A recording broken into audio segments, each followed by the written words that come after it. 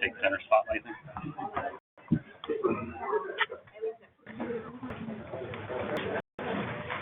Welcome to our data talk, Federal Reserve surveys of the economic well-being of U.S. households, the FCF, and the SHED. Thank you for attending this data talk, and thank you to our online audience tuning in via WebEx from across the country.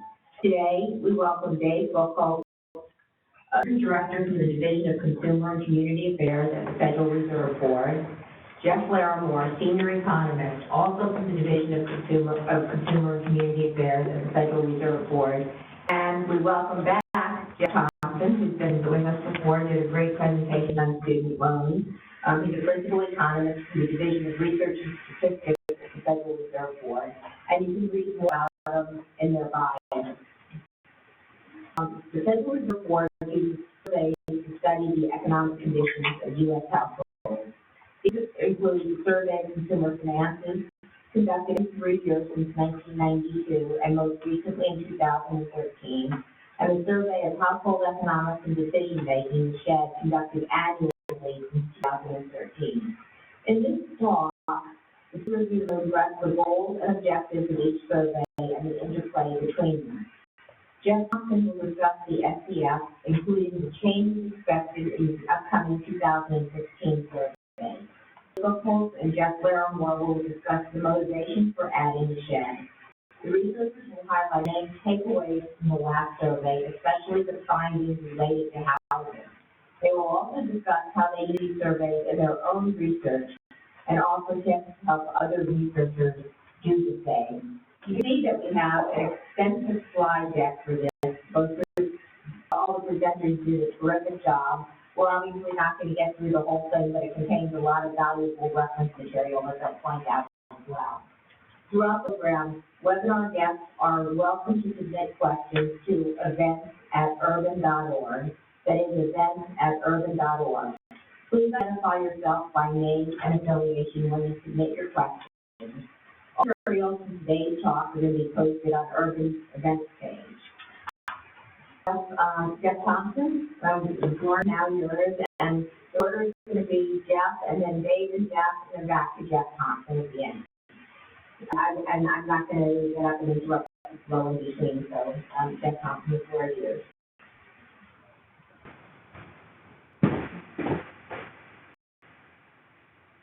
Thank you for having me. I am very glad to be back. And so I am, as Blake said, I'll be talking about survey of consumer finances. And the first portion of my time at the podium, I will talk about, give you the overview of the survey, and also talk about 2015 design.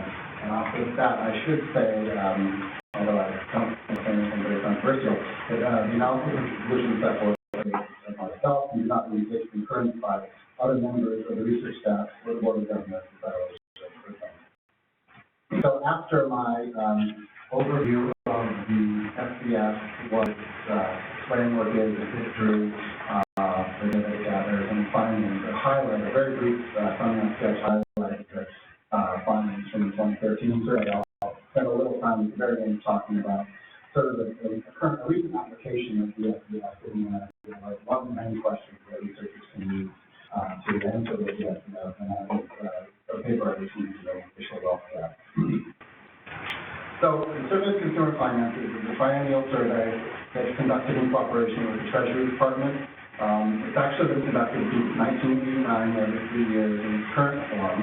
In 1992, the principal contractor doing the work of the survey has been the NORC, National Opinion Research Center at the University of Chicago. The sample sizes of the survey have tended to decrease in recent years, but over the period where we've had a consistent methodology, the sample size has been between 4,000 and 6,500 households per year. There are two cases where we had short panels, one in the early sort of mid-1980s, and then around the period of the economic crisis, we feel that a sort of a follow-up survey to the 2007 response, we recently did in 2009, some short panels around crisis. The key important features of the survey design, one thing that distinguishes the SDS and makes it unique is its sampling design. We have an area probability sample, which is designed to capture your typical household, so there's equal probability of being selected in the sample based on household. But we also have a list sample, which is a special sample unique to a survey designed to capture or to survey high net worth households. And so, as is usual in most surveys, we also use survey weights, so we can weight up to the total population. The survey is conducted both in person and on the phone, and also we do an intensive notification process for some values at the end. The key content that we're focusing on gathering with the survey, the goal of the information that we're trying to gather, covers a wide range of areas, really. We collect information on assets and liabilities, relationships with financial institutions, income, demographics, attitudinal questions, attitudes about saving, retirement, economic issues. All the primary use of analysis is the household, although some information is also collected on individuals. For example, employment history is both collected for the respondent and to their spouse if there are any. So health insurance coverage information is for not just the two households, but anyone who's in the housing structure. So a little bit of the information also beyond the household is its unit. The core of the information that we collect in the SDS and analytics is the key information that we're trying to focus on gathering concerns being able to construct household balance sheets. So we have a whole series of questions about financial assets, including transactions accounts, CDs, stocks, retirement accounts, trust and annuities. Also non-financial assets, including vehicles, housing, businesses as well, and also liabilities, mortgages, student loans, credit cards, etc. Highlighting some of the recent levels of information and changes that we've seen over time. I'm going to go through some of the key findings from the 2015 CF, and that's what I'll be talking about is contained in a Federal Reserve Bulletin article that's available on the web, going through all these results, and as Laura mentioned, the slide deck is available, which includes all the slides I'll be going through. So the key highlights of the survey in 2013, focusing on changes between 2010 and 2013, are that income gains over the period were very limited. Wealth levels, which had been falling between 2007 and 2010, stabilized, but small gains were experienced only by some households. We experienced concentration of income and of wealth over this period. We saw the ownership of retirement accounts and equities declined for most groups, but the mean value, the conditional mean, increased. Saw homeownership rates fall for most groups over the period, and we saw mean net housing wealth stabilize after declining fairly sharply over the previous 3-year period. Saw business ownership rates fall for most groups, and business equity also experienced some increase, fictional, so the people who held on to their businesses due to some increase. We saw education debt continue to rise over 2010 to 13, and I'll spend a little bit more time on both housing and education debt a little bit later. But education debt continued to increase. The majority of debt that we find is held by higher income families or those who have a college degree. In terms of debt more broadly, we saw payment-to-income ratios continue to decline and fewer families with high ratios. So there was a sharp deleveraging, which we saw happening between 2007 and 2010, and that continued over the 2010 to 13 period.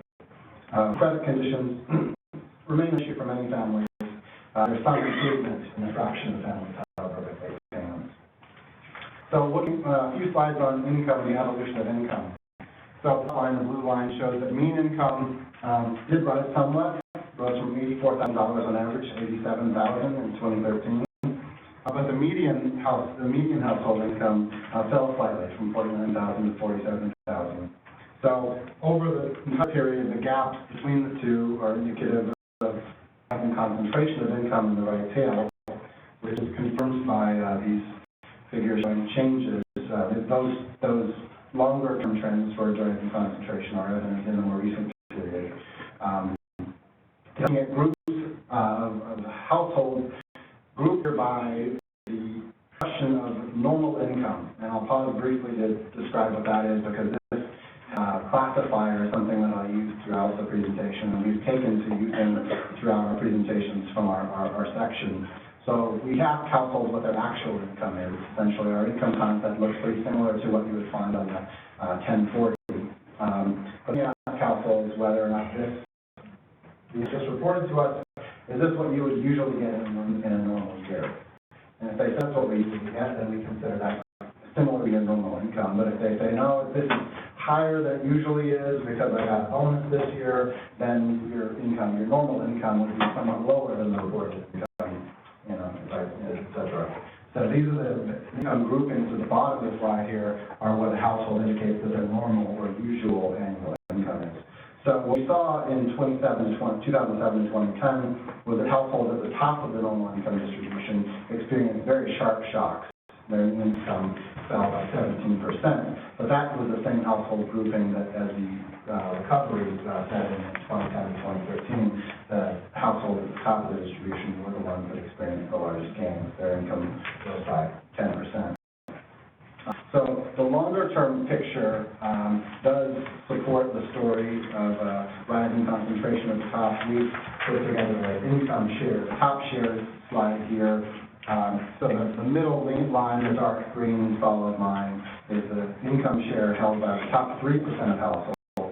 It did fall in 2007 to 2010, but again between 2010 and 13, so it rose from 28% roughly to almost 31% by 2013. Shifting to household net worth or wealth, so the sum of total assets of total liabilities, we saw in the median we saw very little change between 2010 and 2013.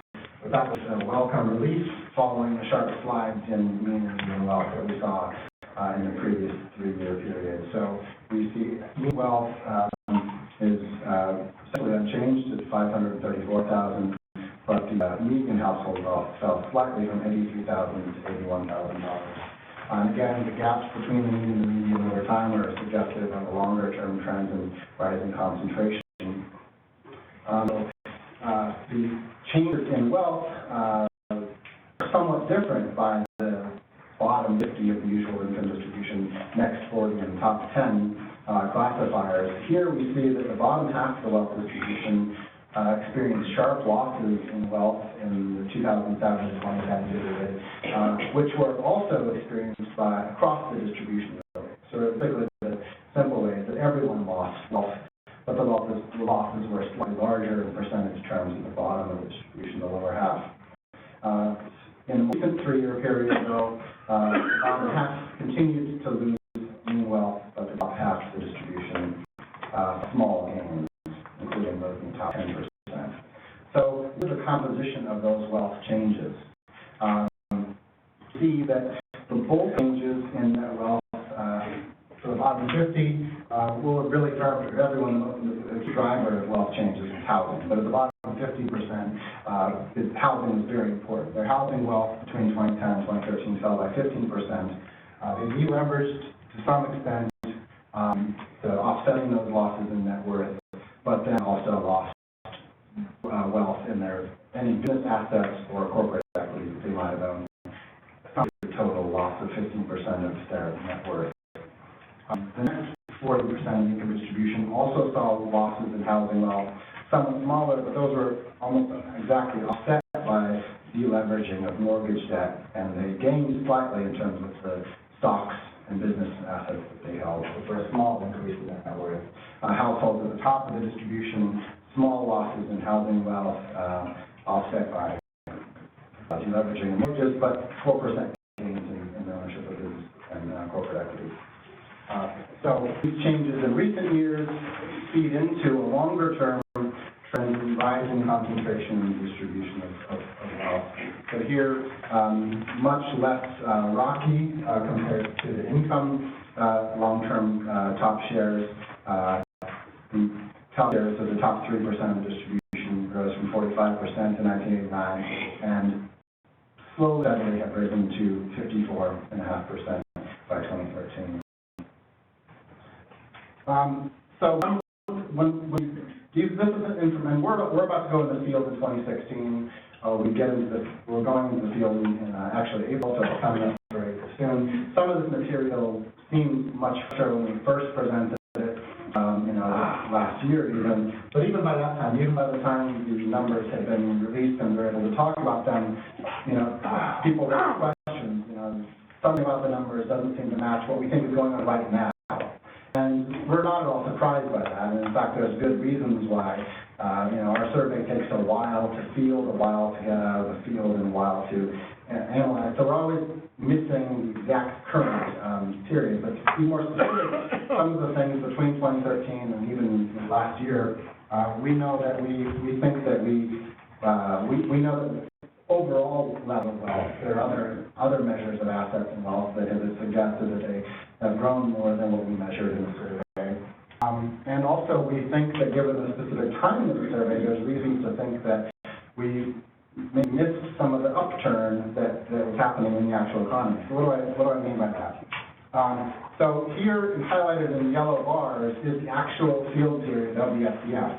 So we go to the field in April, and we get out, most of it is done by December of that year, but 2 stragglers bleed into the first quarter of the following year. But you can see, so this is the, showing the 2010 and 2013 field period, and some trends in some key house price indices. So we've got Case-Shiller, FHA, CoreLogic, and what we see is that after we left the field, house prices continued to rise quite sharply, and housing, and so this is going to suggest that in the period since we fielded our most recent data, that housing, which is so important at the bottom of the distribution, that lower wealth and lower income households are probably looking a little better than we were suggesting with our very somber 15% decline in net worth.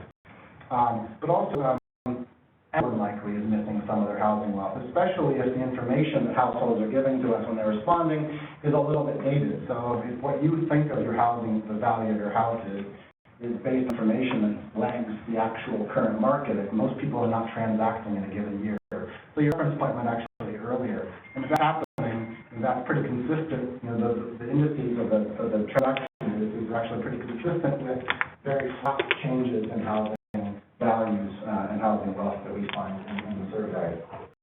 Could I ask a quick question? Sure. Know the address of each respondent, correct? And And all these addresses. oh, there's a zip code, yeah. So, I mean- I know there's a zip code. Couldn't you use, I don't know, one of the services that very quickly provide the price estimate, to sort of update it? Yeah. I mean, so in terms of, what we have done is to get a handle on how much things have changed since we left the field. We have gone and gotten zip code level pricing data and essentially adjusted people's responses to sort of give them the wealth we think that they should be telling us. And when we do that, if you want to look, you see the results of that on page 121 of your handout, the top slide. So this essentially adds the housing wealth we think people should have said, right? So the losses at the bottom, instead of a loss of 15% of their net worth, they probably would have lost only 9% of their net worth. So it's important. Ingestion could be taken more broadly in terms of just how we conduct the survey. And one of the limitations would be that be faced with rupture in the series, because we have a certain concept, we have a self-reported value, and there's a time series, and we understand basically how it operates relative to the repeat transaction indices. I mean, time series is good, but technology has changed, so... That's true, and in the case of the redesign, we'll talk about some ways of doing that, and that's not a bad suggestion. I mean, I'll jot that down for future thinking. So we also know that we missed some of the runs on the assets in the stock market. So to this extent, the stocks continue to rise after we left the field. We think that we're undercounting some of the wealth at the top of the distribution. So combined, we think that, you refer to 121, which I'm not going to put the slide on the screen, one of the top also really is more than what we, are fairly down 2%. So get some of the details. We also, so some categories, specific categories that we collected information on. Financial assets, we found over this period that ownership of any financial asset was fairly stable at 94%, but the conditional median declined 8%, and the conditional mean rose 5% over the period. Non-financial assets, found that ownership of any non-financial asset was stable at a little over 90%, but the conditional mean and median values of non-financial assets declined over the period. I'm going to spend a little time focusing on housing, because this is going to be the dominant non-financial asset for most households. We saw home ownership rates fell over the period, even between 2010 and 2013, for most households except for those at the top. Right? Now, ownership at the very top of the distribution is nearly universal, not exactly. It didn't fall. If anything, it rose between 2010 and 2013. But it did continue to fall between 2010 and 2013. Housing wealth, however, stabilized, right? So it fell sharply between 2007 and 2010. Stabilized, continued to fall slightly for most groups, but very small changes in terms of net housing wealth in the more recent 3-year period. Most of the decline in home ownership was driven by households under 65. In fact, ownership among households of 65 grew slightly over the period. And similarly, each group, we also saw a stabilization of housing wealth. Really sharp losses in housing wealth also experienced by older households and young households alike, but stabilizing for all age groups. We'll talk about some information on debt, and I'll give a little more detail on student loans. 75% of households have debt, and that didn't change over the period. Households did deleverage, so our mean and median debt levels did decline over the period. And some more specific information on student loans has become, as most of you I'm sure know, the most important or the single largest debt class outside of mortgages in recent years, outstripping auto loans some years back. The big part of the student lending has increased dramatically over the last decade, so we're focusing on households with a household head under age 40. The share of households with education debt rose from under a quarter to nearly 40% of households, and median values of outstanding debt also rose sharply. And we find that most education debt is held at fairly, I don't know what the proper modifier for $25,000 of debt, but I'm going to go ahead and, some people might disagree. We're going to say this is a relatively modest level of debt. Most debt is held by folks who have relatively modest levels of student debt, so less than $25,000 in total student loan debt. The share of households who have larger debt burdens has increased over time. So the households with more than $100,000 in student loan debt have increased from 1% of all of households to 6% by 2013. But it remains the case that 2/3 of households have their debt is below $25,000. And looking at debt, the distribution of debt by income level and net by educational attainment, we see that most education debt is held by households with income $60,000 and above. The increase held by households at the bottom of the distribution has risen somewhat, but it's fallen at the middle of the distribution. Little if any real change in terms of the distribution of total debt by degree. There's a sizable, and I think economically important, portion of student loan debt held by those with no degree, but it doesn't show any signs of rising over this period at least. So 20% or slightly less in 2015. I'll wrap. If you look at the student loan debt in terms of the payments that people or households are making on those debts, and what it would be, what the student loan debt payment portion means relative to the payments on their other debts, we have some information on that as well. So the blue portion of these bars, and this is sorted on the bottom axis, on the x-axis by degree level, is their payment-to-income ratio on all debts.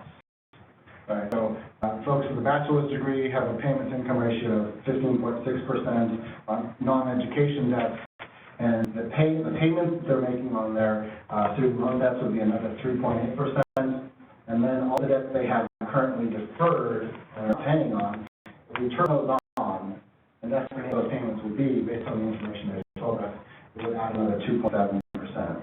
So the payment-to-income ratios do fall by educational attainment. There's a lot of other ways you could slice this, but we find that we definitely higher. The bulk of the debt is held by households that are in a relatively better position to pay it back in terms of their income and their educational attainment. So before I turn the floor over to my colleagues to talk about another very interesting survey, I'm going to talk about some of the redesign efforts that have gone into what we're going to be going through the field with here in just a few short months. So typically, by the time the ink was dry on our Bolton article, we started a redesign process. It was quite extensive, involved months and months of meetings from Charles to the board, involved stakeholders across the organization, involved researchers, outside researchers, I believe some urban researchers, folks, other data users and other interested parties, but how we can improve the SDS, make it the most helpful survey toward the goal, really the key goal of our survey, of capturing microeconomic heterogeneity and being able to understand how it affects macro outcomes, especially high outcomes. So some of the results of our redesign process and some of our principles that we carried into the process, we wanted to reduce the respondent burden and also wanted to have less threatening questions. It's a very long survey. Especially if you have a lot of income and a lot of assets, the survey can take hours. Unfortunately, have much assets or income, it can be a quick survey, but if you have a lot of wealth, then it's a long survey. So we have done things to streamline the questions, including a major overhaul of our institutions section of the survey. We also struck some questions that seemed to raise people's hackles up. We asked people, used to ask people after 2013 whether or not they felt that they were lucky in financial affairs or not. And seemed to offend many people. So no one used it and didn't give anything to us. So I'm going to ask people if they felt lucky. We improved coordination and integration with other household surveys and administrative data sources. A few examples. We have sort of altered some of our questions regarding credit cards to be consistent with some work done or learned lessons from, and to some extent would be integrated with work done by the Boston Federal Reserve Bank in their survey of consumer payment choices. So after their credit cards, we talk about what's in your wallet kind of approach. We've taken on a lot of inspiration from them in that section of the redesign. Also, demand for credit. We've modified our questions and become somewhat in line with the Federal Reserve Bank of New York and their survey of consumer expectations. So our demand questions will sync up, pretty closely with what they're doing. Emerging technologies in field work and post-survey statistical linking of external information. We're modifying, so we've, like I said a minute ago, our institution portion of the survey, we've struck a large part of our questions about institutions. And essentially, we're asking people now to tell us what's the name of the institution, and we use that to bring in a whole raft of information about those institutions instead of asking them tediously, question after question, institution by institution. Also, in terms of future work, and one area where we're learning from the survey you're just about to hear from, and it's not part of 2016 yet, this will be part of our 2019 and maybe going forward. We'll be moving toward considering implementing online topical module follow-ups to our main survey delivered online. And so some of the approach and how to do that successfully, we've already learned some information from our colleagues, and we'll continue to learn based on the lessons from SHED. And also, we want to maintain our long-standing goal of releasing high-quality data more quickly, making the data more accessible, improving documentation and resources. In terms of accessibility and resources, we've been working with I don't know if you remember the acronym, but SDA at Berkeley.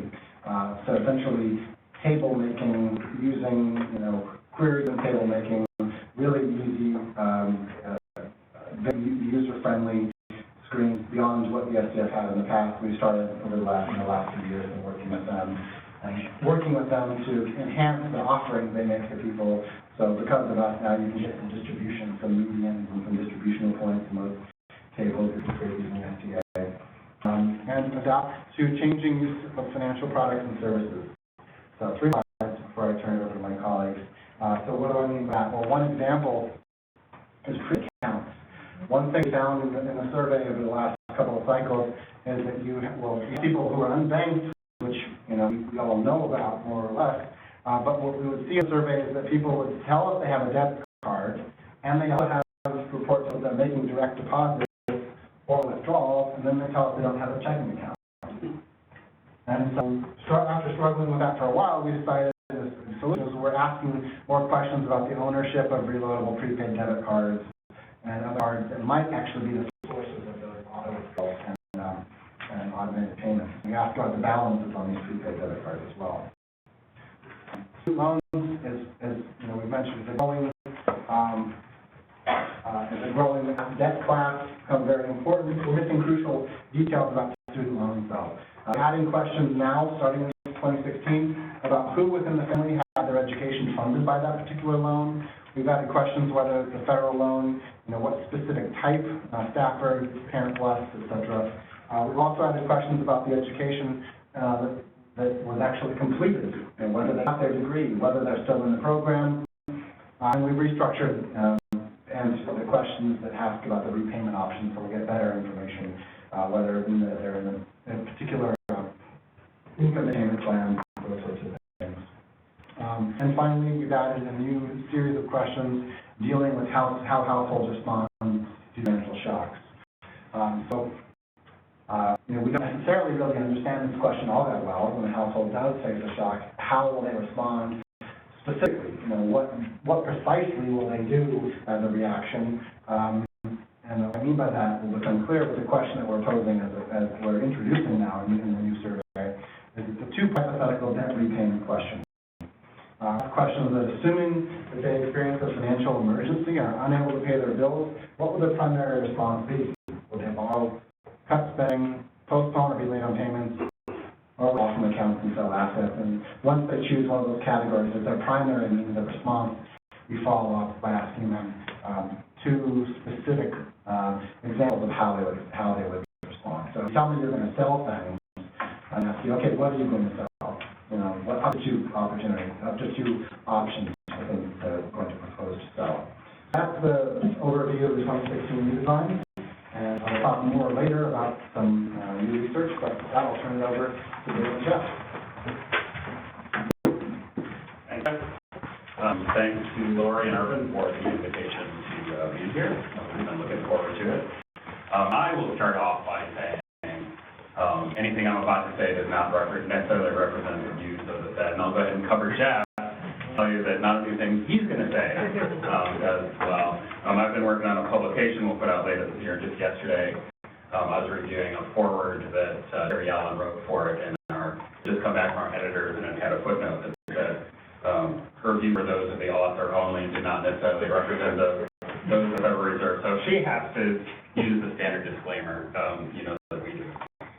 You've heard a couple of times we're here to talk about the SHED, which is the Survey of Household Economics and Decision-Making. I'm guessing that there's probably less familiarity in the room with this than the SCF, because the SCF has been around for so long and is so well established and so well loved and used, and the SHED is only coming up into its third year. But we're really a quest to increase awareness among researchers, among policy folks, and I think you'll see that there's a lot of resources that are available, including a full data set that you all can have access to. Let me just tee things up quickly by talking about why we fielded the SHED and what it is, and then I'll turn it over quickly to Jeff to start walking through the methodology and some of the content. The genesis for SHED really came out of some puzzling that we're doing at the board during the height of crisis. We obviously had lots and lots of data available to us, including information about what was happening at the household level and the consumer level, including, of course, the SCF and other publicly available data sets that any of you in the room use. And yet we still had a lot of unanswered questions about what was happening at the household level, how people were reacting to the crisis, to, at the time, the job situation, or at the height of the wave of unemployment. And there were a number of things that we were surmising from the data that we thought probably were going on, but didn't really have clear, firm data. And then more or less concurrent with this, we were building up more expertise with what was for us a relatively new methodology for conducting surveys, which is working with private firms that had developed large panels and asking them questions through online means rather than more traditional means. And we had entered into a contract with a couple of large companies that had these. We had issued a few scale surveys on specific topics. We're getting more comfortable with the methodology. We're very happy with the results that we were getting in terms of benchmarking questions against questions from other surveys that we do well. Jeff will present some of that from our current survey. And while there are trade-offs for any survey methodology, and there are some trade-offs and use cautions with ours, one benefit that this methodology had was speed.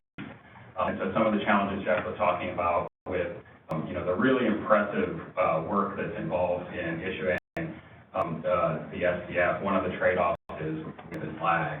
And so we started, it was probably a 2-year-long internal conversation among lots of stakeholders, including folks in Jeff's group, as we started thinking maybe we can use this to create another omnibus survey that could shed light on some of the questions that we had out there, get them in a relatively rapid fashion, and also give us flexibility into the questions that we wanted to ask in the future, and just sort of literally big bet and said, we're going to start getting this annual survey, knowing what the results from the first annual survey are going to look like, but also recognize that the questions we had in the midst of a financial crisis, or at least in the sort of the tailing end of a financial crisis, might be different than the ones that we might ask in different times. So sort of built in some flexibility at the same time, they're building in the ability to develop time series information about the kinds of questions we had. So that's all very abstract. What actually are we talking about? just a nationally representative sample of adults 18 and older. It's been conducted annually for 3 years now, although we only have 2 years of data publicly available, and we're going to be talking about the most recent publicly available one, which was issued in the fall of 2014. We focus on a variety of consumer finance issues. Report for folks who want to see it. There's a lot more in the report than we're going to be able to present today, and there's a lot more in the data than is available in the report, but issued in this, which is the Reporting Economic Well-Being of U.S. Households. Available on our website for free download. You can also download it section by section. So if you're only interested in housing, for instance, you don't have to the whole thing. And then the thing I really want to emphasize, we'll probably re-emphasize a couple times, is that the data set is publicly available as well.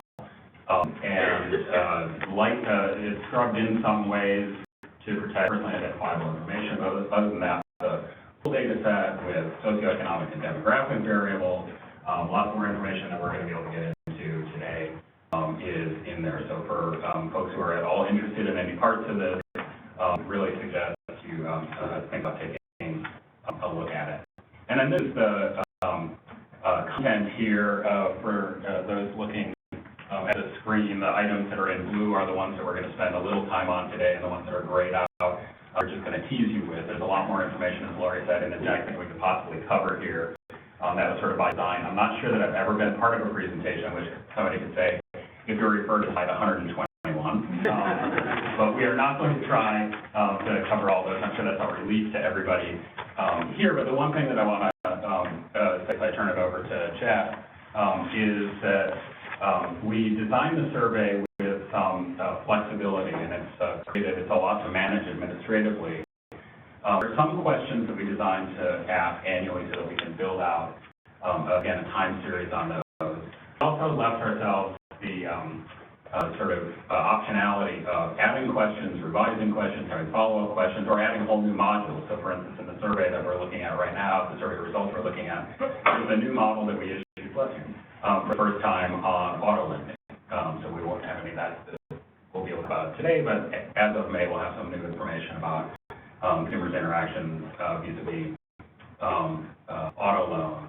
And there are some questions that we want to build longitudinal data, but we don't think are going to vary that much year over year. So there are some that we test every other year and give us the option of essentially having our cake and eating it too, in terms of building time series information, but also being able to swap out issues of the day. So that's a little bit of an overview of what's shed and why it's shed.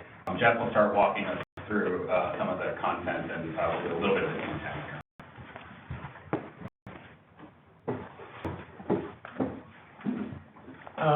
As Dave said, I'm going to sort of start off by talking a little bit about some of the methodology behind the shed, since it is a relatively new survey. I think that obviously all these questions people have with the data set.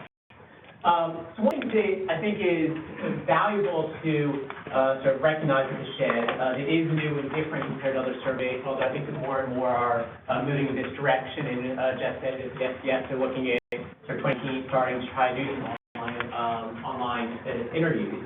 Is that everyone who takes the survey actually does take it through an online interview. But that being said, it still is following sort of random selection process. So the way we get our sample is our survey vendor, GFK, is the field actually administers the survey for us. Then we do a random address-based sampling to pull people into a panel of data and follow over time. Then we're then piggybacking off of this panel that they develop. They do their address-based sampling, get about 55,000 adults that they're then tracking over time. And we then will send an invitation to 9,000 people in this panel to take our shed survey, of whom about 2/3 have actually completed, so about a little under 6,000 respondents in the survey. So the advantage of this to us is that it allows us to follow up with respondents at relatively low cost and see what they look like a year from now, 2 years from now. With the 2014 data I'm going to talk about today, the way that we've actually structured this, the sample is we have 3 ways you can end up in it. One is 1,700 people of that sample are people that we had interviewed in 2013 that we're now following up with, and we can see how their financial situation and financial well-being has changed from one year to the next. We have a group of re-interview, or the fresh sample, who we pulled in for the first time back in 2014. Then we also have an oversample. And so in deciding who we're going to oversample, I think it's sort of a useful thought in terms of what the key purposes of this survey are. So the SPF is sort of their primary mission is understanding what the wealth distribution looks like in the United States. It's the best survey that's out there for those measures, so we're not going to try to be competing with them in terms of getting this detailed financial information. What we're interested in is sort of where the pain points are for families, where they're struggling. So we have an oversample of low to moderate income families. So if people have incomes under $40,000 are where we have an oversample, so we get a little bit more granularity on some of these places where families might be struggling.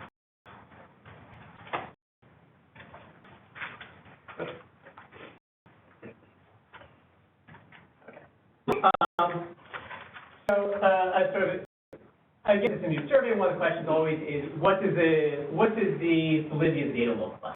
And so most of the questions, of course, are questions that are not in other surveys. That's the whole purpose of doing it. But we do have questions we're able to then look at other data sets and see how their results compare. Just sort of very quickly showing you some of these results from a report that we put out last year. We compare some of our findings for key questions to results from very intensive studies. And what we generally find is that we might be different by a few percentage points, but largely within the margin of error or relatively close to it. And again, for sort of the headline numbers and then within various age groups, certainly tracking the general age trends that we're seeing in our data sets. Again, it's sometimes right within the margin of error, sometimes slightly outside that confidence interval, but the same general pattern. So this is 401k accounts where in the shed data we have slightly more people with 401k accounts, but sort of a couple of percentage points off a similar trend. For health insurance, this was written sort of before the 2014 census data was available. When we looked at 2013 shed data, we were pretty much right on what the census data sets were finding. In 2014, because of the changes in the Affordable Care Act and the increase in insurance, we do see a higher level of insurance as we were expecting it within found in the census data when it was coming out as well. Health insurance, and then homeownership, where we see slightly more homeownership than is seen in the APS data, but again, the same general age pattern. Just to give us confidence that we generally are largely matching up with what we're seeing in other data sets. It might not be exactly matching precisely, but same general patterns and sort of generally for those results. So getting into some of the specific content areas that we had in the survey. As Dave mentioned, we're not going to try to get through everything in the slide deck, so I'm going to sort of touch on a couple of key points and then spend time talking about the homeownership section in a little more detail. But if you're interested in sort of overall well-being and interested in where the challenges are, one of the questions that we always ask in the survey, sort of get an initial sense of what people's financial situation looks like, is just ask them, what drives your overall financial well-being these days? How are you managing financially? What we see is that about 2/3 of people say that they're either doing okay or living comfortably. But we do see that about 1/3 of respondents say that they're struggling to some degree. They're either just getting by or finding it difficult to get by. And so, of course, self-test measurable, and then what we see, we look at things such as their retirement savings, their emergency savings, and the sort of very specific aspects of life that we see recur over and over again. That most Americans do seem to be saying that they're doing okay financially, but there is this sizable minority that struggle to some degree. It might not be the same people that are struggling to deal with saving for retirement as people who want to be able to work more hours and can't find additional employment, but we're often seeing sort of this sizable minority that are having some sort of a challenge dealing with various aspects of financial lives. So I'm going to sort of these slides in your slide deck. I'm going to skip over to get to the homeownership in the interest of time. Of course, in the sort of question and answer, feel free to ask this question about anything in the answer about the survey as well. But talk about the homeownership for a couple of reasons. One is that, since there's obviously interest in homeownership coming out of the crisis, but also I think it's a good indication of some of the goals that we have in the survey.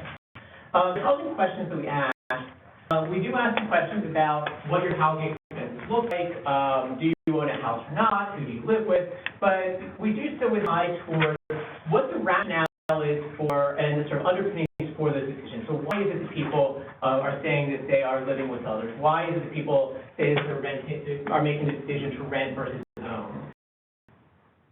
So to give you an idea of that, we asked people who is it you live with, and 20% of those adults are saying that they are living with people that aren't in their immediate family. So they're living with roommates, they're living with a extended family member, so an adult child, an elderly parent, cousins, adult brothers and sisters, etc. What motivated you to make that decision to live with these people outside your immediate family that you do? And other people who say that they're living with people outside of the immediate family, 60% are saying that they're doing so for some financial reason. They're either providing financial assistance to the people that are living with them, or that they're receiving financial assistance themselves from the people that are in that household. But also though, see, the financial motivations aren't the only reasons people are living with people outside their immediate family. 14% said that they're doing so to receive assistance with caring activities. So these sort of other circumstances are motivating these choices. So financial decisions are sort of a predominant factor, but they're certainly not the only one. The same vein of trying to understand what's motivating decisions. People in the survey, of course, do you own or rent your house, but then are interested in what's motivating these kind of decisions. We first asked this question when we first fielded the survey in 2013. We had questions we were able to sort of infer out of the responses that it looked like people who were renting their houses would have preferred to own, but we didn't actually know that for sure. So in 2014, we actually just asked them directly. We said, if you were able to afford to own your house, would you prefer to do so? And 81% of people who are renting their house said that they would prefer to own. So there is clearly this preference for homeownership among renters. But then we also asked that everyone who rents, irrespective of what your preference is, what are the reasons are why you own your house? And these aren't mutually exclusive, so you can answer as many as you want, but by far the most common reason that people said that they rent their house is they can't afford a down payment. The second most common was that they can't qualify for a mortgage. So these financial motivations were clearly at the front of people's minds in terms of why they're making this decision to rent rather than own their house, with less common being the very sort of preference-related issues, such as that they think it's more convenient or they plan on moving. But then we also do see, if you break down the population to some extent into income brackets, that people who are lower income are much more likely to be saying that these financial reasons are why they're choosing to rent. They're saying, I can't afford a down payment, I can't qualify for a mortgage, are disproportionately common among the lower income groups, whereas among higher income individuals, they're more likely, or disproportionately likely to be saying that it's more convenient that they're planning on moving. So we do see this disconnect based on the reasons why people are renting based on what their income situation looks like. So on the other side of the homeownership, we ask a similar question of to people who own their house, why is it that you own? Here, we do see that there's still financial motivations. The people say they're owning because they building equity with their payments, that they think it's cheaper to own than rent. But the preference is the preference to own is clear for the non-financial reasons as well. The most common reason is a simple preference to own, but also we see people saying they like the fact that there are less rules, that they don't like to move. So the non-financial reasons for homeownership are an important motivation for why people are owning it. It's not just that they think I can sort of build equity and it's sort of this long-term financial plus for me. That they also like these other aspects of homeownership to come along with it. So it's something that sort of ties back a little bit with some of the things that Jeff was saying earlier with the SDS. We are also interested in what the trends in home values look like. And these are all self-reported questions, so we certainly recognize the potential issues here. But we ask people whether they think that their home value is increasing over the past year, what they expect home price trends to look like in the future. So something that we actually are very interested in doing with this data, because we do have zip code level information and census tract information, is seeing how people's perceptions of the trend in prices for their house compared to the various local level home price indices. So what we see when we look at these self-reported questions is that in 2014, people generally thought that their houses were increasing in values, that the vast majority of it was a high value or stayed the same as it was the year before. When we look at what people's expectations are for the future, for the coming year, similarly, most people are saying that they think that the values in their neighborhood are going to continue to increase going into 2015, or stay about the same. Very few we're expecting home values to be declining. And again, I think it's something where we're really interested in seeing how these perceptions are matching up with what we're learning from other data sets. It's sort of one of those areas where, in terms of encouraging research with the data, it's something we just haven't had time to do yet, but are certainly thinking strongly about. But despite these home price trends we're seeing, we do see that about 40% it was a mortgage nationwide, it says they were under on their mortgage in 2014. Certainly recognizing the loss of granularity that comes from just presenting four regions, compared to I sort of showed this at state level, we're still able to even see that with this sort of broad swath of the country, there are differences in likelihood of field being underwater, with people in the western area where there was the larger boom and bust are more likely to say they're underwater on the mortgage balance.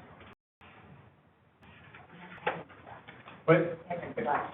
The last thing that I want to touch on before handing it off to Dave is just economic, sort of briefly mentioning economic fragility. The question we actually asked is to get this idea of economic fragility. A lot of times as researchers we think about sort of big picture items, and here we're interested in sort of the smaller, before people are able to get to these, what am I going to do for retirement, what am I going to do for buying a house, to get past just the day-to-day challenges. So we asked people to put an emergency expense that costs $400, how would you pay for this expense?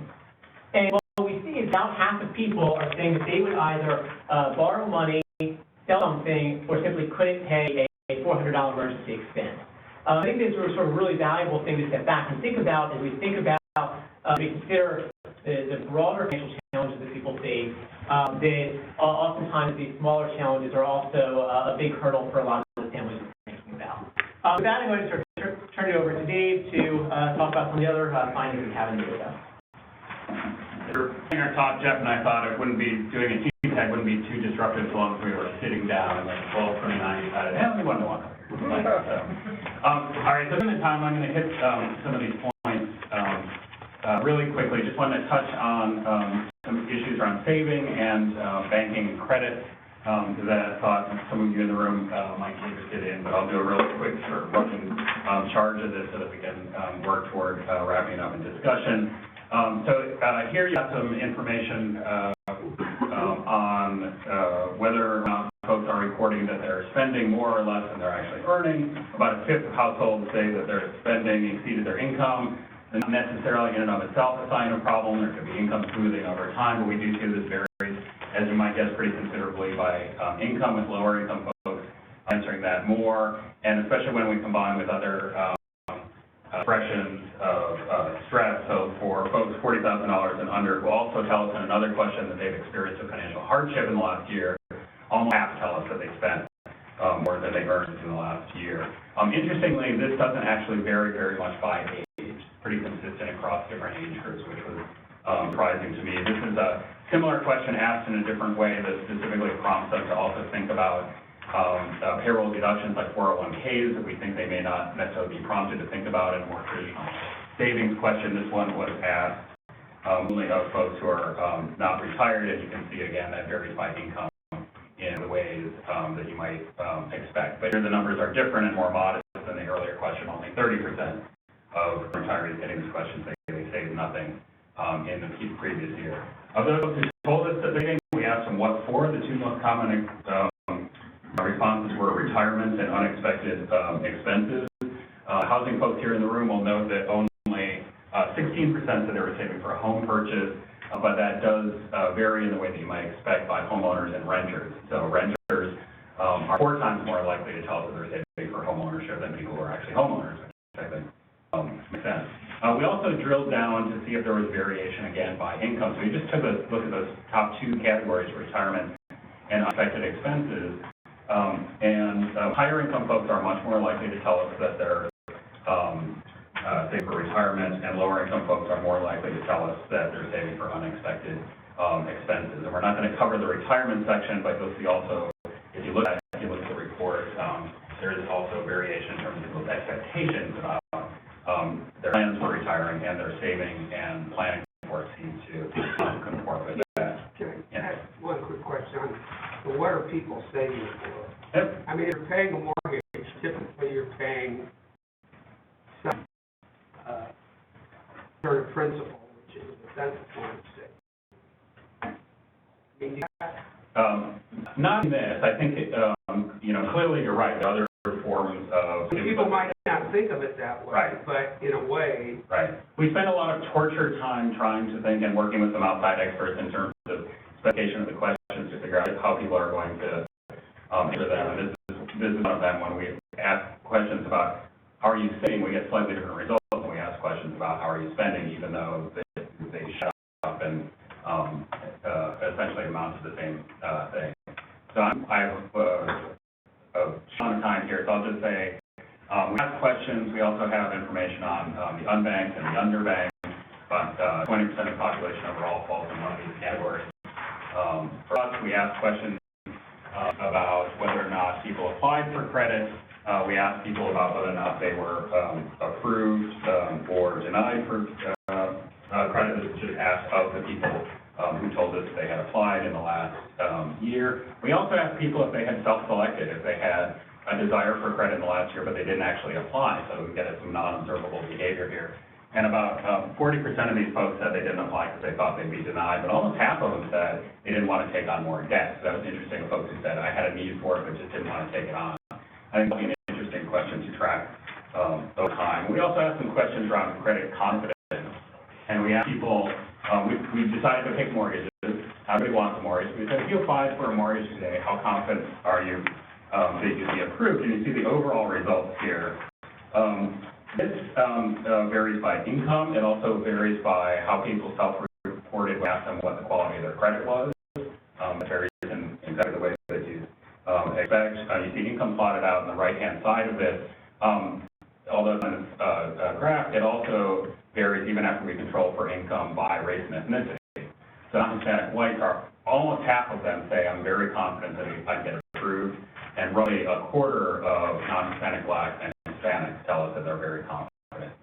So I think for folks who are interested in how different subpopulations are not only varying, but what their attitudes are, what their beliefs are, I think a lot of interesting stuff here in the data. And finally, just a couple of slides here on who applied for credit cards, whether or not they have a credit card, whether or not they pay their balance every month or not, and then for folks who didn't, what the outcomes and the consequences were. We're about out of time. I just want to give you a little teaser, and then Jeff will wrap it up, but just to tell you, there's a whole section in here for folks interested in education and student loans. It's fascinating. It's got a lot of rich information.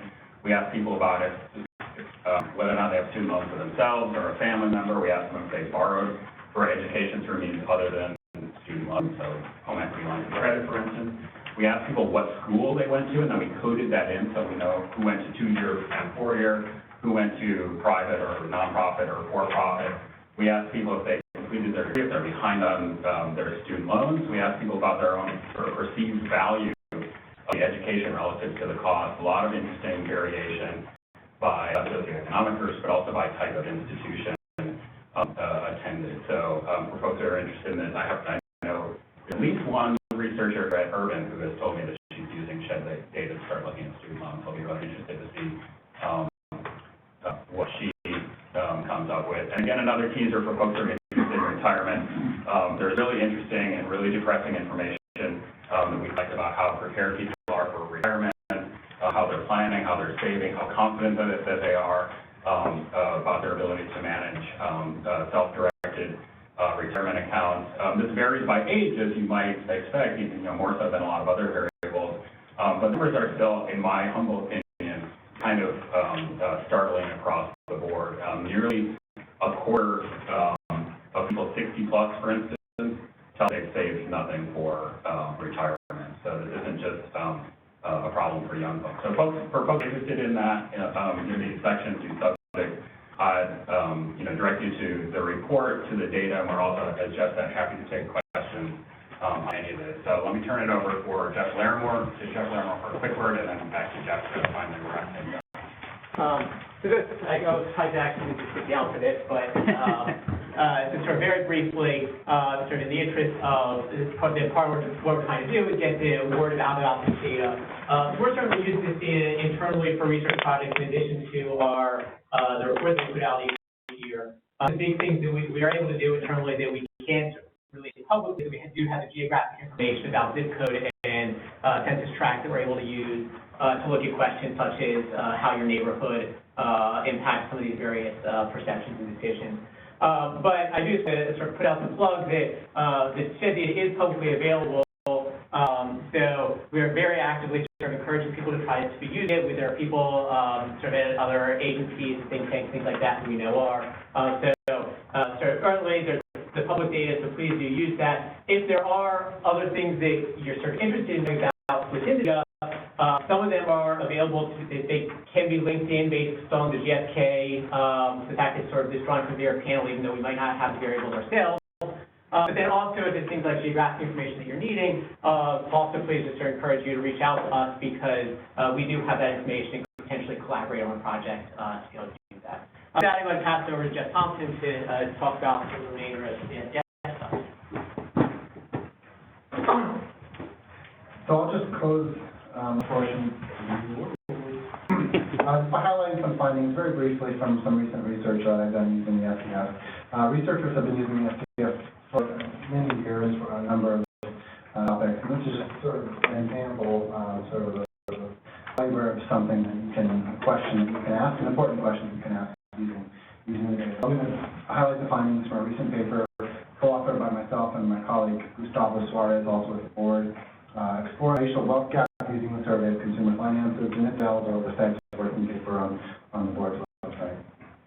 So there has been a persistent and stark gap many years in the levels of wealth between white and non-white households. So this slide shows white family wealth, average white family wealth as relative to the wealth levels of the average African American and the average Hispanic family. So the white wealth is typically 5 to 6 times as large as the average wealth held by non-white households, and that gap grew even greater during the financial crisis. So in our paper, we're essentially just exploring this gap that we see in the data and trying to figure out how much of this gap we understand, how much it can be attributable to sort of somewhat predictable factors that we know are associated with the accumulation of wealth. So much of it is, in fact, not necessarily a function of race per se, but is actually having to do with the distribution of age across different racial groups and other factors that may or may not be related to race. How much of it's related to things like education, income, inheritance, savings, and investment outlook. So how much of it is left over that we really can't explain given the observables. In the SDF, and we compare white households with black households and Hispanic households. So basic factors, that I just briefly mentioned, sort of age, education, inheritance, savings outlook. On most of these factors, we see that there are important differences between the race groups So white households are older, and their mean age is older, and also they're much more heavily represented in a 65 and over population. So a simple life cycle story would lead you to predict that, of course, we're going to see, even if all else were equal, just the differences in the age distribution, you'd expect higher wealth among white households. 27% of white households are headed by someone 65 and older, compared to only 11% of Hispanic households. And we see that in the overall distribution that wealth rises with age up to the point of retirement, and then slowly fades. We see greater educational attainment and higher income levels among white households. So income matters because that's a portion you save out of your current income. You buy resources, you buy assets that can generate further income and hold value until retirement out of income. And so we see real income as a median considerably higher among white families, and also educational attainment is quite different. Advanced degrees, 50% of white families were headed by someone with an advanced degree, compared to 8% of black families and 4% of Hispanic families. Inheritance is also a very important factor in wealth accumulation, and we see the probability of receiving inheritance is much larger for white households. So 23% of white households, and here I'm restricting it to look at households head age 30 to 59. 23% of white households have received an inheritance, more than twice as large as black households and 4 times as great as that of Hispanics.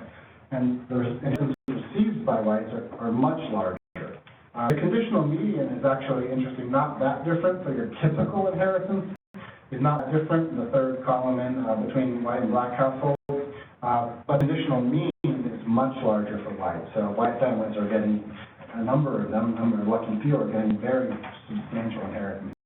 And all white families are much more likely to accept another or a future inheritance compared to their white and Hispanic, black and Hispanic compatriots. Also looking at attitudes towards saving and investing. We sense that skill at investing and commitment to saving is positively related, and we see in the data that it is. It's not necessarily causal, but it's definitely correlated. We see that the traits of risk tolerance, the longer-term saving and investing horizon, those traits are more observed more frequently in the white households. The difference in terms of borrowing habits, though, in terms of like luxury borrowing, willingness to borrow for things like vacations and luxuries. So there are differences along some meaningful categories, and we want to try to take all of the different factors into account. So the bulk of the paper, really the goal of the paper is to carry out a couple of decomposition exercises. And what we're doing, we're not pioneering new techniques here necessarily. We're using techniques, a very standard, old technique, the Oaxaca-Blinder decomposition. And so linear decomposition is assumes that the wealth function is linear. So you can say take the return and have a wealth function and say that there's a return on various traits, age, whatever you want it to be, age, education, whatever. And if you give the rate of return of white households to non-white households, and then predict what their wealth would be if they have the returns of whites, what would the difference be? So comparing that difference, that's the Oaxaca-Blinder. And there's problems with it. No one thinks that the wealth function is linear. Other problems. In terms of comparing what we're doing, our contribution here is using very recent, high-quality data, and really, if you read the paper, you'll see we're trying to really add in a ton of right-hand side controls to try to capture as much as we can about household conditions. The other decomposition is a newer one. It's a non-parametric decomposition. NR 14 Review pioneered it. It's been used by Barsky and his colleagues looking at it. So essentially, instead of forcing the wealth function to be linear and giving the rate of return to different group households, you just reweight the sample. So you make the distribution of observable similar across the groups you're trying to compare. So it's a reweighting estimate. So the find of the Oaxaca-Blinder decomposition here by 2 rows of data. One is for the white-black comparison, the other is the white-Hispanic comparison, and then the different columns are different ranges of controls. So column 1 uses a bunch of controls, but not income and not home ownership. right? So without those two controls in outcomes 2 and 3, we see that we can account for, this is the explained portion of the gaps that we can account for. We account for a little less than 2/3 of the black-white difference and almost a little over 80% of the white Hispanic difference. Once we add in those additional controls, and there are reasons that some might not want to include those controls, particularly housing. I mean, housing is a form of wealth. But important in understanding the exercise here is not necessarily to pin the explained portion and say, aha, we've measured racism, because that's not what we're doing, right? There are a lot of things in the unobserved portion of what we're counting these decomposition exercises control for. There are the current and persistent long-term effects of racial inequities and biases are there, but so are other things that we can't control in the data. But also importantly, a lot of our observables are obviously also reflections of past and present racial differences, racial bias, educational attainment, homeownership here being one of them. So we don't think that this is a free and clear causal effect. We're just trying to understand the sources to the best that we can. And so in those other variables, though, with all those caveats, you see that we actually fully account for the white-Hispanic difference. There's still a large white-black wealth difference. The final slide, I'm here to wrap it up, is that the non-parametric decomposition largely similar results at the mean of the distribution of the median, but we can also see across the distribution that the unexplained portion is considerably larger for both black-white difference and black-white Hispanic difference at the top of the distribution. So there's still a very large unexplained difference that obviously is going to call for further research in the black-white difference, but we may count for, at least in the mean and median of the distribution, almost all of the white Hispanic difference.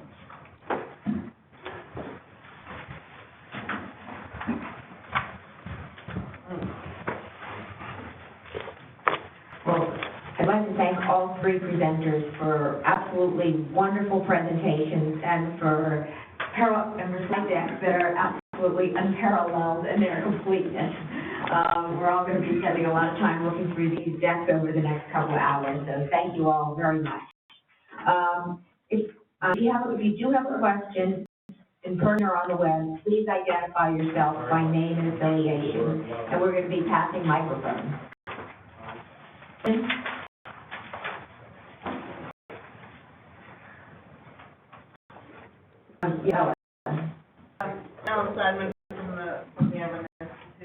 One of the reasons I wanted you guys to do this, so you would answer the question, how are you working together and using two surveys to be better than two? Start at least part of the response element, and my colleagues can jump in. So one of the tapped sort of kind of internal brain trust in terms of, in particular, question specification, because they change over time, because we refine them, because we ask follow-up questions. You alluded to one with the question around homeownership that we'd asked a question that we thought we were inferring to mean something, but realized we weren't sure. So in the next survey, we just go ahead and spec a question that asks that directly.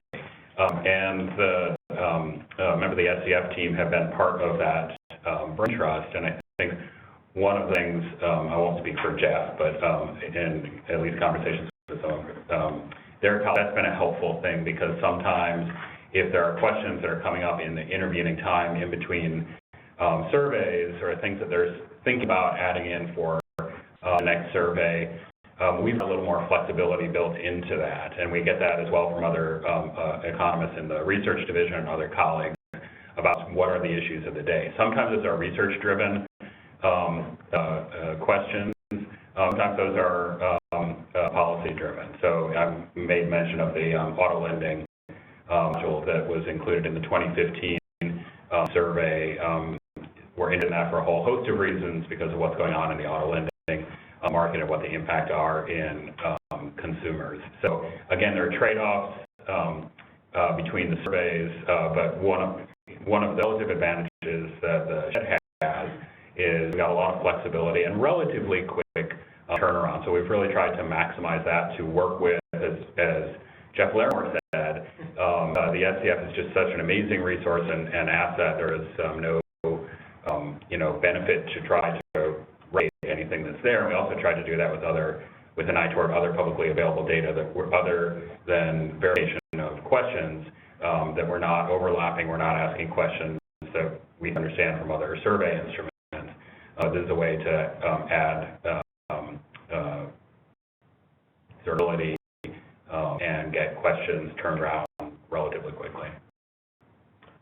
For SCF side, I'll just mention two brief things. I already mentioned how moving forward and adding online follow-ups, we're learning from folks at SHAD, and we'll have further consultation. But a specific example of how we learned from their survey and our 2016 redesign is that our education loan questions look like the things that they're asking. There we're asked questions that we thought were very important and brought new information that needed to be part of the conversation for policymakers and researchers. So we learned from them on that specific example.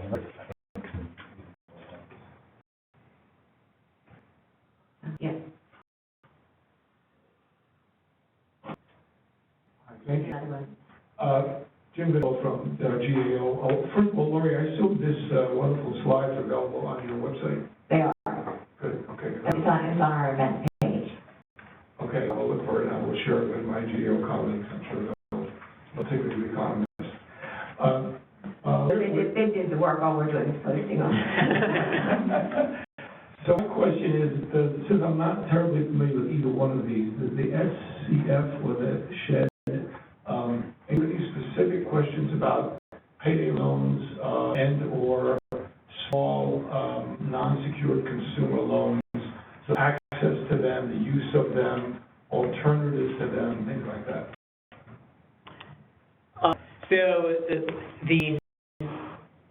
In the 2015 SHAD survey, which is not publicly available yet, we do ask a more complete set of alternative financial services questions. We ask people about, have you used a payday loan? Have you used a tax refund anticipation loan, et cetera. So we do have those questions. We don't know amounts, but we know at least whether you've used them or not. And then we do also sort of in the how would you handle a emergency expense, the $400 emergency expense question, in the ways that you would deal with that sort of a crisis, a sort of personal crisis. That one of the options includes the payday loan is something you would turn to. So it's not necessarily saying whether you have used it, but that's, if you're saying that you're going to use a payday loan to call for $100 expense, it's at least saying that that's something that's at the forefront of your mind for that sort of an event. But when will that 2015? It will be available roughly May. May of this year is what we're targeting. Yeah, we try to be fully inclusive of all debts on our balance sheet. So that's part of our aim. So we do ask if people have used payday lenders, and we ask about to list out their full range of loans they have, credit cards, other unsecured loans. Yeah. Ask them about amounts outstanding and the interest rates on at least one of the cards. And to my earlier point about avoiding duplication, this is an area in which we have a lot of rich information through the FDIC with their survey of banked and underbanked.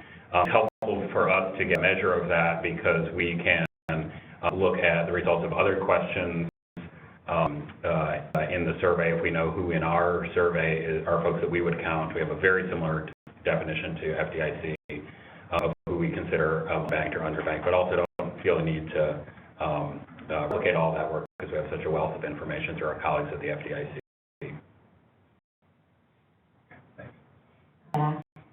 On your last page, you have a number which reminds me of some conversations I've heard in the survey community, which is that your coalition response rates have gone down to 14 and 9% after 4 and 20 years. Do you guys consider this a problem?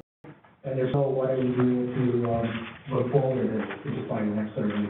I understand some people in the survey can be getting worried about this. This is the last slide of the SHIP.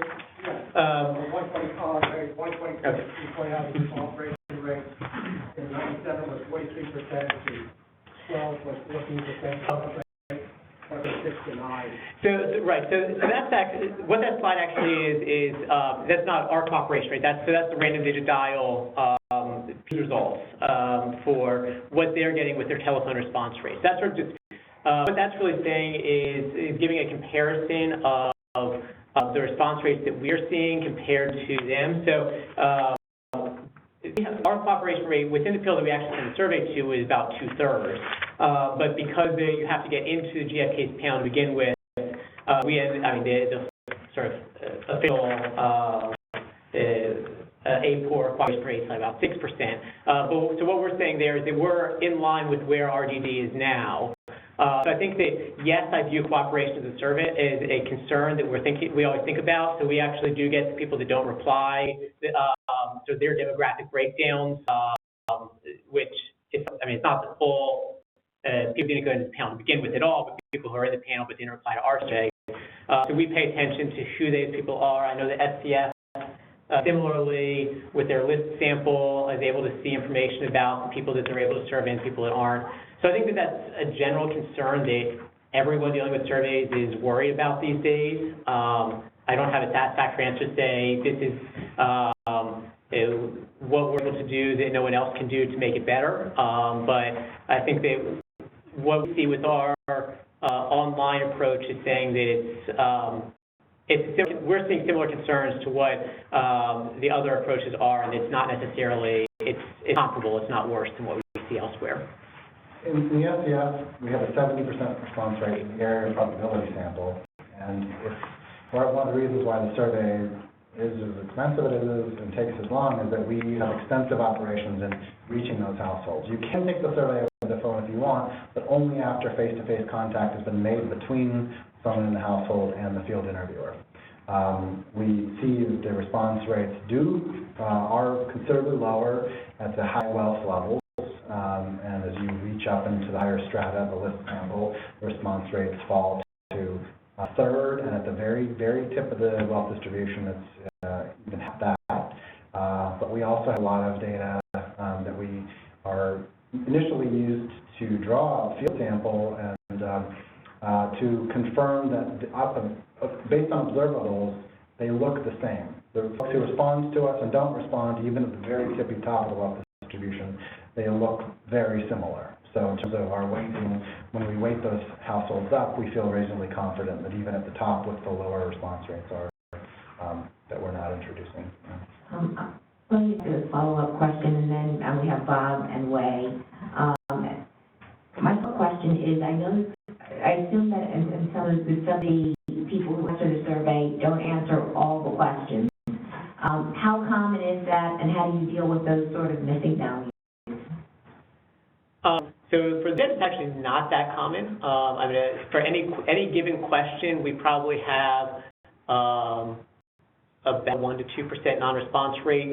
For the income question, it's only maybe 5%. So it's actually pretty good compared to other surveys.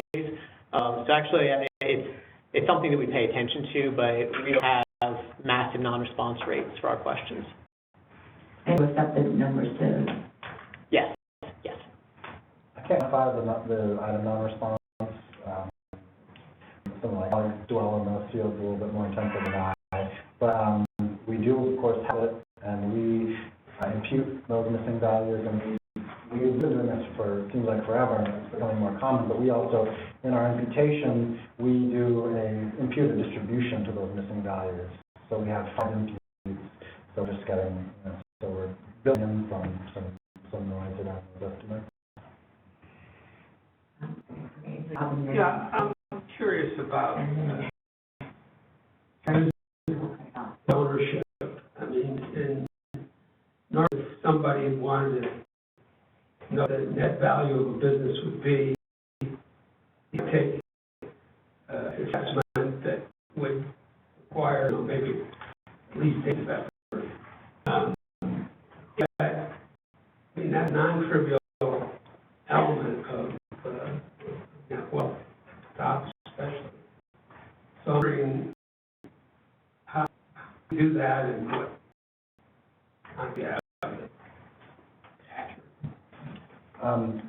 We released a paper a few months back benchmarking SDF to a number of other aggregate macro surveys, and we feel pretty good on most of our dimensions that we the aggregate. That's one specific example that there's not a real good benchmark to go against. I can say that the process that we go through is that we notify people well in advance that the survey is going to happen, and we ask people to as many documents as they can, and we see the field interviewers mark when the respondent is using documentation, so we know lots of them use documentation, also we know that for some very high net worth households, it's not them actually doing the survey, they have their representative or their accountant actually authorized to do the survey for them.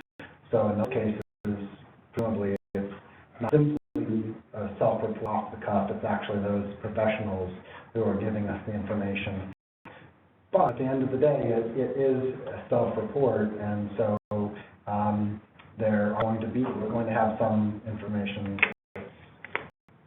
formed as to quantifying how bad Conceptually, is it market value minus debt? If you sold business? Yeah, if you sold it today. I mean, we ask a few questions and sort of allowing us to build up to those answers.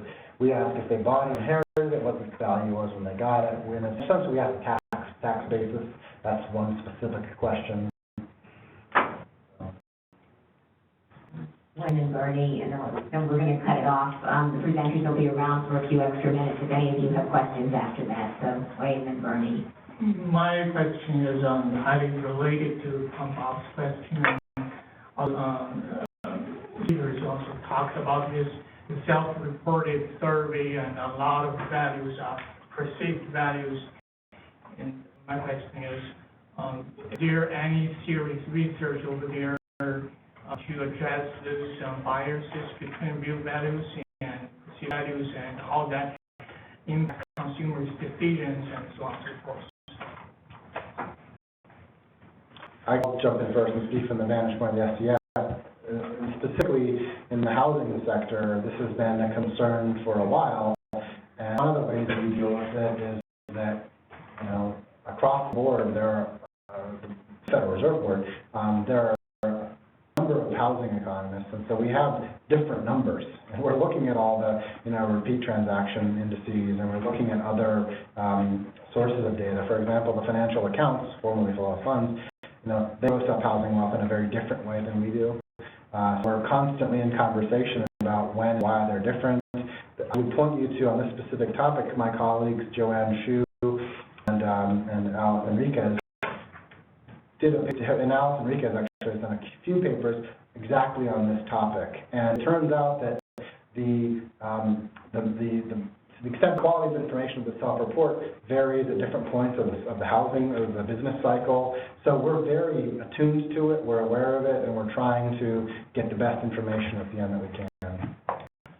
And one of the ways that we try to anticipate that problem with the shed is, which is more of a problem for us because of the survey design and the length and the SCF, is we try to avoid false precision. So if you look, and you'll see some discussion of this in the report itself, for areas in which we think that people are unlikely to have present information, or areas in which recall bias, for instance, might be particularly problematic, we'll ask more general questions, and it's a bit of a trade-off. So one of the examples I use on this is credit score. When we're developing which was presented here, we were first developing that, we had a range using FICO of 40 buckets, and said, what range are you in? And then we asked ourselves the question, how much do we think we would believe that the average person out there knows it currently, or even knows what the range is.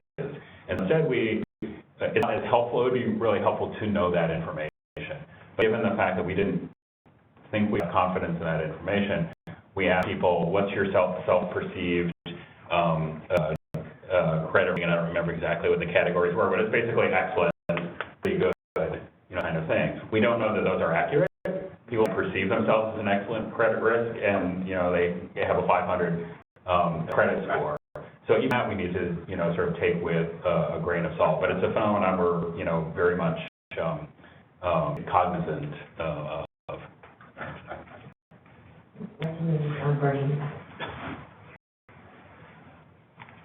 Thank you.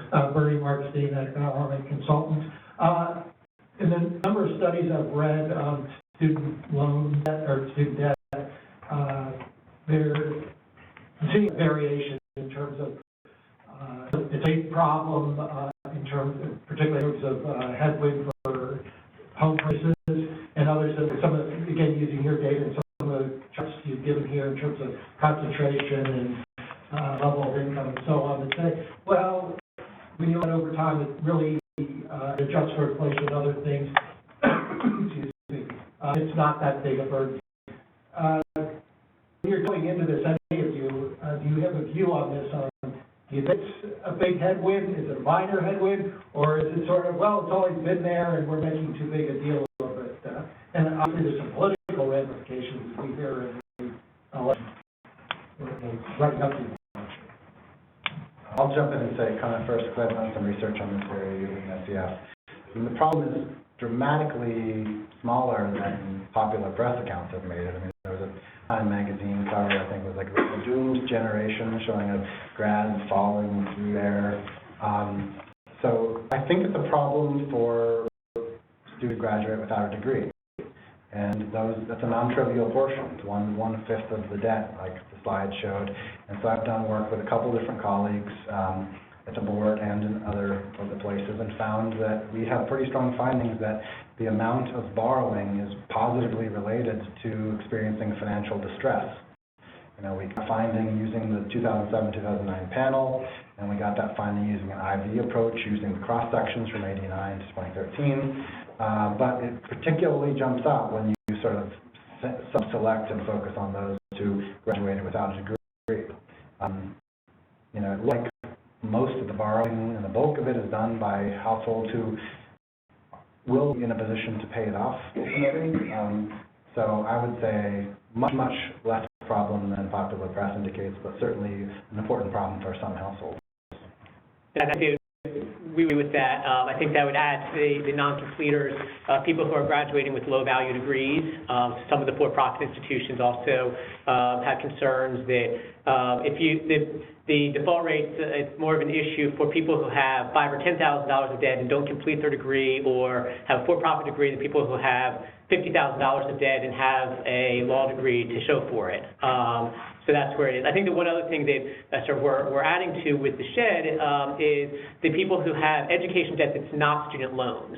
So last year we did ask people about, did you take out credit card debt, home equity borrowing, things like that to pay for education. This year we're asking about values for credit card debt, youth education, things like that. So I think that's going to be an interesting additional piece that we don't have I can't sort of say this is what the result is from that yet, but I think that's an additional aspect of that, especially given that we think that a lot of the pain points are for the people that are not finishing their degrees rather than the people who have mass student loan debt but get good degrees.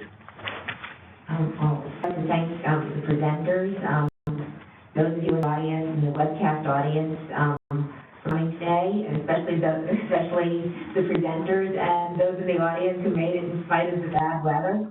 Our next event is going to be an evening sunset seminar co-hosted with CoreLogic here at the Urban Institute on February 10th. Invites are already out, so if you haven't received one and you want one, just let us know. Just leave a card at the desk and just let us know. The topic is going to be credit risk transfer. Our next data talk is going to pick back up in March or April. Please be sure to check the Urban Institute events page for more information and also for registration on these upcoming events. If you do get an invitation for the February 10th talk and you would like one, again, the topic is credit risk transfer, please let us know. And again, thank you all for coming despite the inclement weather.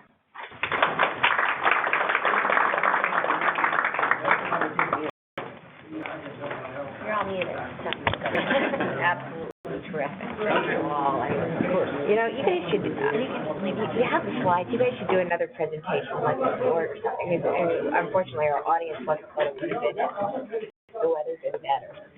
Like, thank you. A really high attrition rate. is the worst attrition rate you've ever had. Yeah.